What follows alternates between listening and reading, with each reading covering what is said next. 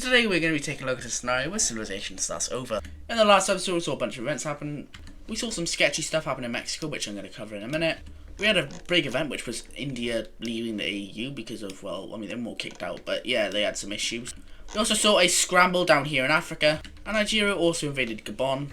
And we also had the Amapola country join the Parallelogram Alliance. This is the last episode of this era, and this episode will be premiering. So hello to everyone in chat today, yeah, let's just get straight into it, because, you know, but first we're going to be starting in Mexico.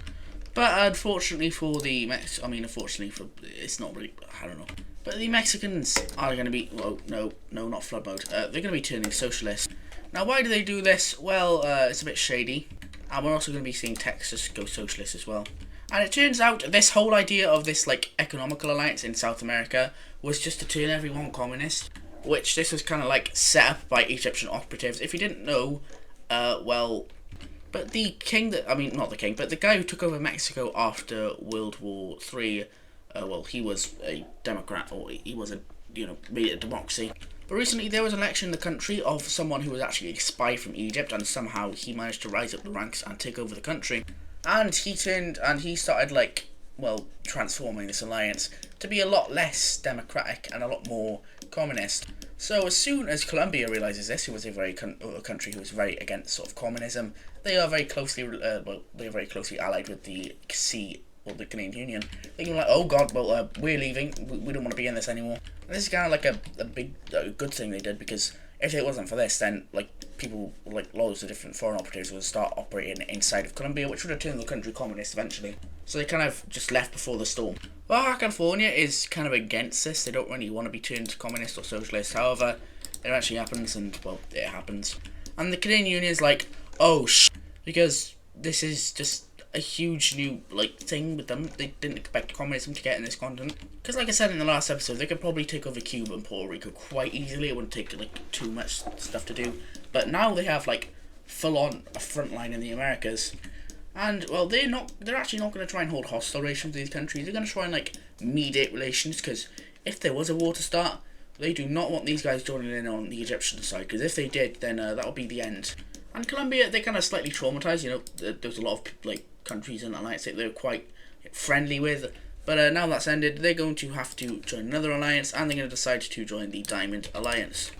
So now the Canadian Union is like, oh, well, at least if they do try and attack, we do have Colombia to the south who can help. But anyway, that's enough of that, but well, we are going to be sticking in the Americas for this, as the, I guess, this alliance, or I guess the Parallelograms are going to be launching another attack, and that is on the two Hispaniola nations here. But the Puerto Ricans are going to make a landing in Haiti or Dominican Republic to try and take their old land back. But the, well, Cubans are going to make a landing over here now in Haiti, and the Canadian Union is like, not again! Because not only are they getting supplied by the Egyptian base over here inside the Bahamas, but they're also getting supplied by Mexico and the rest of the Octagon, I think this is. But this is a very quick war, as Cuba and, well, Puerto Rico are a lot stronger than both these countries, and I'm not going to cut it, but yeah, oof, this hits. And this is a pretty simple peace treaty. What we see happen is Puerto Rico get their own borders that they used to have a few episodes ago before they got kind of taken off of this island. And we have the rest of the Hispaniola island going over to Cuba. So, well, now Hispaniola is entirely communist, and that's, well, not good.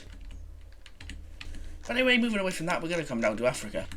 As we have the communists and the Gear Alliance starting to feel things in these three countries here. More so two, because I don't think they really care. We're going to come down to these two countries here, excluding these guys because they don't care.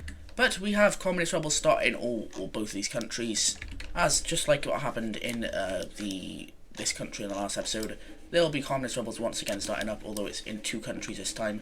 But the Gear Alliance was prepared for both of these communist things, as the Angolans are going to start to send their support down into here and try and crush the communist rebellion. However, they do kind of like mold, they kind of like pop up back up again, but like, and they manage to take the capital city. However, they do manage to retake the capital city, and it's more of a just weird thing. However, these guys, they're not able to get support as efficiently. So what's going to happen is the communists are going to start to grow, as they're kind of like they're not able to get support down through here because there's active fighting in this territory, and well, the communists are still doing well in this country even though there's support. So these guys, yeah, they're pretty cooked. These guys, they're basically gonna like do something weird, and that is completely move out of the South Angolans and instead go into Namibia. And oh my god, my mouse has just died. But the support, or I guess the northern or the southern Angolan rebels will quickly kind of like be seceded, but a lot of them will start to flee down into Namibia, which is going to cause the Namibians to lose their capital city, and the support just isn't able to get down into Namibia. Because there's still small proxies all over the country that are still fighting with like the communists, but it's just not as big. And eventually, once every single major city is captured inside Namibia, they're going to just completely fall over to communism. And they're going to like repel any forces that they try to send. Like this country, they may start like trying to invade them, but they just can't. There's just not enough like support. So in the end, we simply see them go to communism. And let's take a look at a peace treaty. Take a look at a peace treaty here. This country will turn into a communist nation, and they'll also be added into the communist world order. And this will kind of lead to the country here kind of getting scared and deciding to just join this alliance because there's nothing else for them to do. But now the conflict is real in Africa now, as pretty much every single country in Africa except for South Africa, who is forced to be neutral, is inside of an alliance. But anyway, now we're going to come down to Central Asia, as there's going to be a bit of a war slash like sort of skirmish happening. That's going to be between Uzbekistan and Kazakhstan, or the Kazakh Union, whatever you want to call it. It's going to be a pretty bad border skirmish where there's kind of like a, well, the actual, the leader of this country, like the democratic leader. These countries have been like tension for a long time, so when the kind of leader of this country comes down to the border, he actually gets shot by a rogue sort of citizen and in like sort of terrorist attack. And these countries will officially go to war, and well, yeah, the Kazakh Union is like 10 times stronger than this country here. So it's going to be quite easy for them to win this war because they are just a lot stronger as this city is captured. But the AU is kind of like, yo, why are you guys doing this? Just why? And they're like, stop fighting, you know, this is on our doorstep, please stop doing this. Yeah, guys, just please stop. Yeah, okay, okay, yeah, okay, that's not good. And actually this country just completely falls over to the Kazakh Union. Let's take a look at a quick peace treaty. This is the peace treaty here. As we can see, the northern part of this country has been taken away. This country just simply wanted to take land, which was actually pretty uncommon in this era. We haven't seen that many like land wars. And this country is now a lot worse off. But anyway, I'm going to move down to Indonesia now, as, well, you know what's going to happen. It's time for the daily Indonesia uniting update, and they're going to be uniting with 2 countries this time. This is most likely the final time they're going to unite, because Indonesia now is a top 10 power, and I'm going to do power rankings in a minute, but yeah. But we have the Timor and the Sulawesi country uniting with Indonesia, and with this, the Indonesians have officially united, like, all of Indonesia, so you can get it. I mean, you get what it is. Indonesia's fully united, you get it. But now let's actually do some power rankings, because I think it's been quite a while since we've done them. Well, it might not have been too long, it might have been in a few episodes, but it's definitely changed a lot in those few episodes. So before we get into the end of this era event, which is going to be coming up right after power rankings, let's just take a look at what they are. Anyway, we're going to be starting off in the Canadian Union. They are still the #1 country in the world.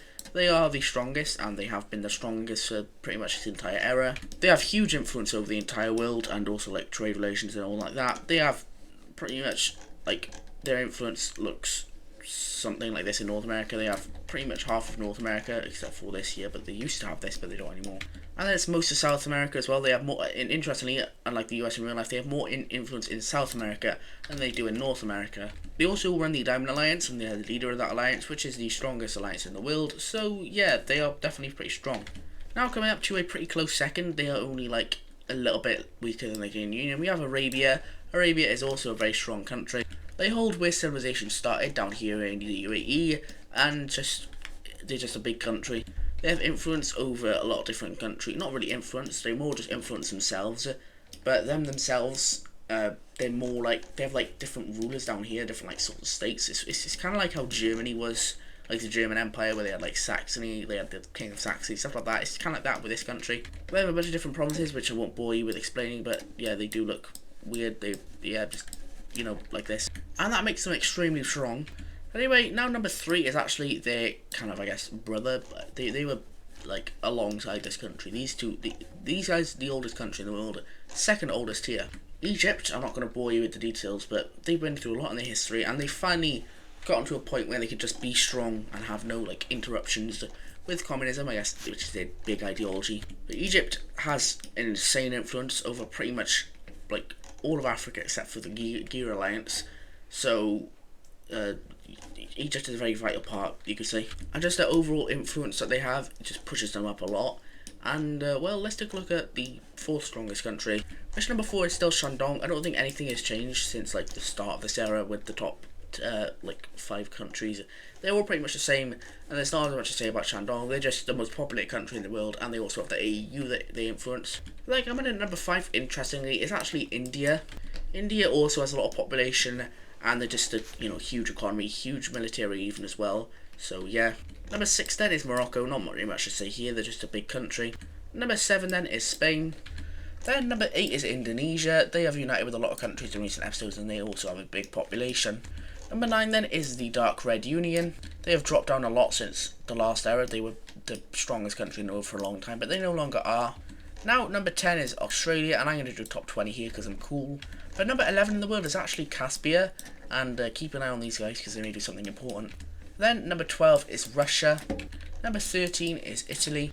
Number 14 then is actually going to go ahead and be Mexico. Oh no, 14, not 15. But 14 is Mexico. Then number 15 is actually Angola, which is a bit surprising, but yeah, they are a very strong country. They have a lot of resources in the Congo area. Just behind them, number 16 is Nigeria. 17 is actually Persia. 18 is going to be Hungary. 19 then is Ukraine. And 20 is going to go ahead and actually be Ireland. So those are the top 20 rankings in the world. Wow, yeah, it's a lot of countries. But yeah, this is the final event before the big event, which is going to end this era. And well, let's stop stalling and let's take a look at that now. But anyway, now we're going to come down to our final event of this era, I guess this video in general. As we're going to look at this country here. This country is called Guadeloupe, and that is because they are on the island of Guadeloupe, and yeah, Guadeloupe. But this is a pretty, well, important country, because it's how the communists and the Mexicans all work together.